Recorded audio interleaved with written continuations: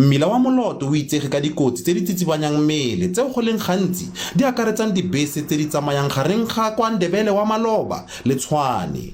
Puso e beeleditse matlole a diranta di feta dimilione di le 8 go ka tlhabolola mmila ono wa sekgala sa dikilomitara di le 19. SANRAL ya re go madi a boleng ba dimilione di le 129 a tlileng go dirisiwa go ka tlhabolola ditlamo tse etetseng pele ke batho ba tshelang ka bogole. Le fa go le yalo go madi a boleng ba dimilione di le 34 a tlileng go dirisiwa go ka duela badiri. Jaanong batho ba nang le bogole ba tlile go ka ungwelwa mo dikontrakeng tsa go tlhabolola mmila o. Here's a structured training called the SMME pretender training. SACWA accredited, you'll get a certificate afterwards to be ready to know how to tender, to break down rates, to be an entrepreneur. But we are not going to be discriminative.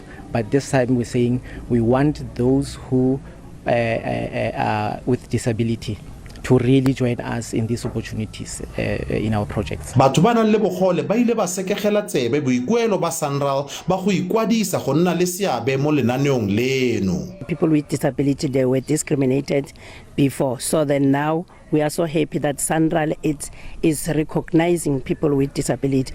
As a person with a disability, I'll be able to sustain myself economically and what have you.